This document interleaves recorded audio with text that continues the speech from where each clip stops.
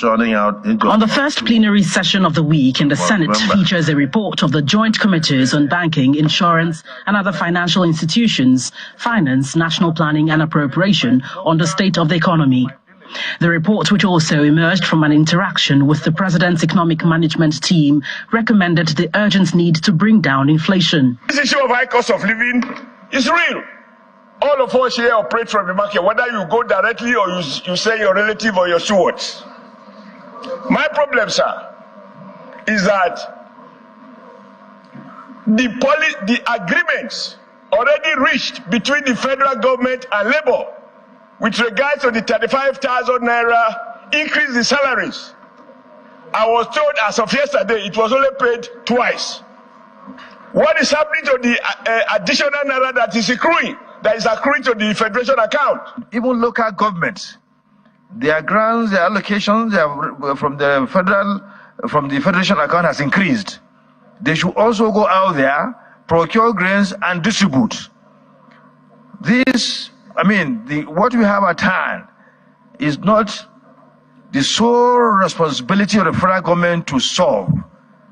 The entire system must come together, must collaborate to make sure we do the needful.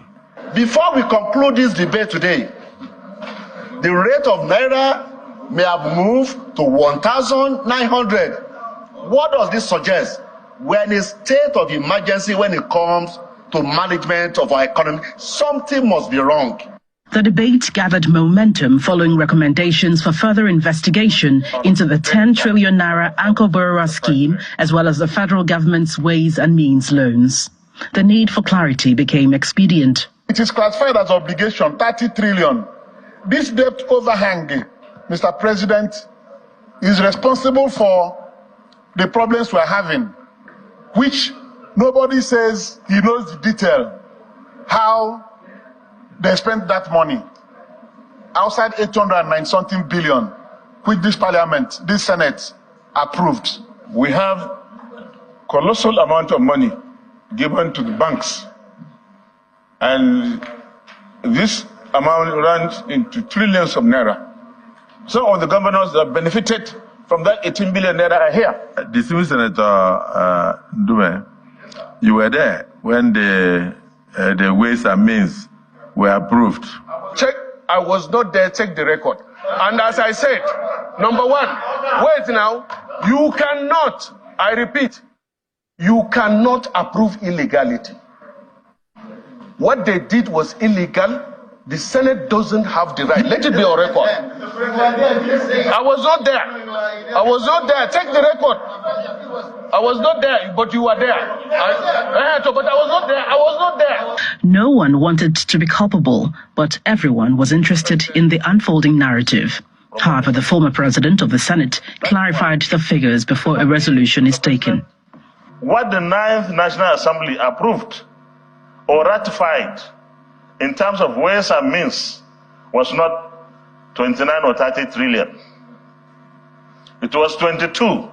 But there was 819 billion to attend to deal and address very serious infrastructural dilapidations that we had across the country. So if we have a ways and means that is 30 today, that means something happened between then and now.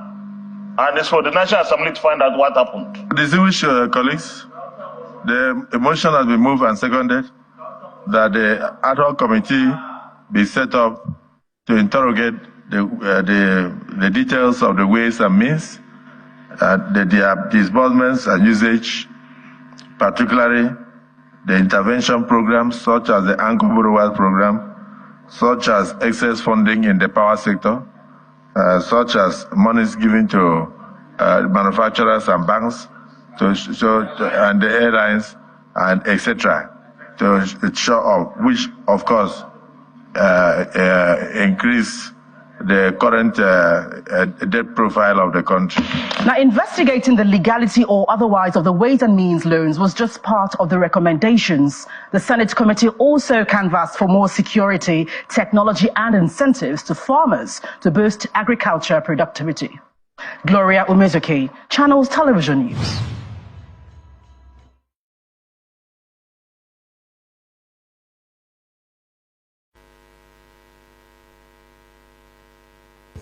Thank you, Mr. President. My name is Senator Victor Umeh. I represent Anambra Central Senatorial District. Mr. President, this report from the Joint Committee of the Senate has traversed most of the issues on hand today.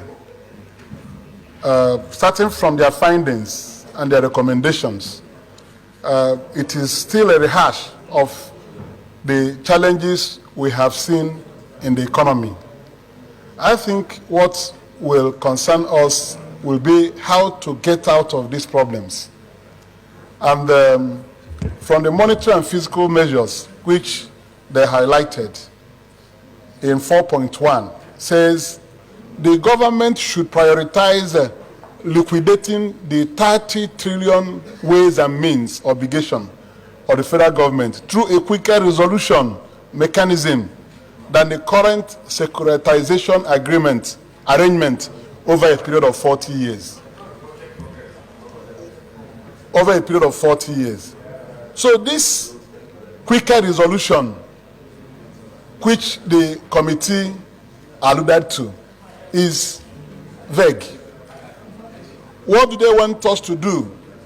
These obligations that we have agreed is putting so much burden on Nigeria, 30 trillion ways and means.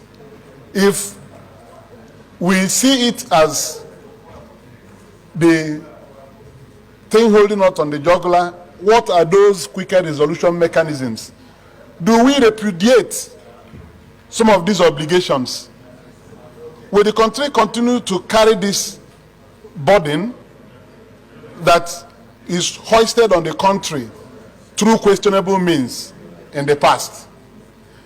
We must be bold to investigate those things and see how we can cut down this obligation. If we continue to carry these obligations on the nation, we will not be able to go anywhere. Secondly, Mr. President, the foreign exchange management policy, which they have recommended here, I think, on my own part, that the major problem is supply of foreign exchange. The measures I saw here are all measures that are medium term and long term. There is no short term that is effective. This morning, somebody saw me around the bank and told me that he's ready to buy dollar 1,780 naira. 1,780 naira. I looked at him. I said 1,780. He said if I have now, he will pay in the bank. This measure that we are talking about will be a measure that will arrest this continuous increase. Boosting oil production. We know that when you boost oil production, you earn additional revenue in foreign exchange. It will help. But when will that happen? Look at what happened there yesterday. The EFCC raided the Bureau de Changes at Zone 4 in Abuja here. That is a sign of somebody who is acting out of desperation. There's no fiscal policy anymore to rein in these things from the office, because the CBN ought to put in measures that will immediately have spillover effect on the markets. So I think, Mr. President, that government must give a clear direction on how to stem this tide. Thank you, thank you.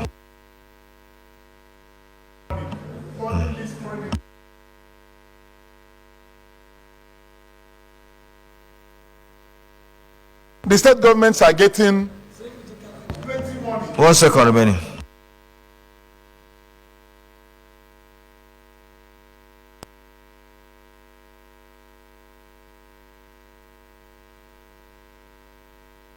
Away. I've also read that the pressure on our naira is from the money they are sharing. They come to chase the little dollar available with the monies they take away instead of using the money to fight. Who does that? Who does that? Your mic. To say that I posted it to the Senate platform, where they say that anytime after FAC,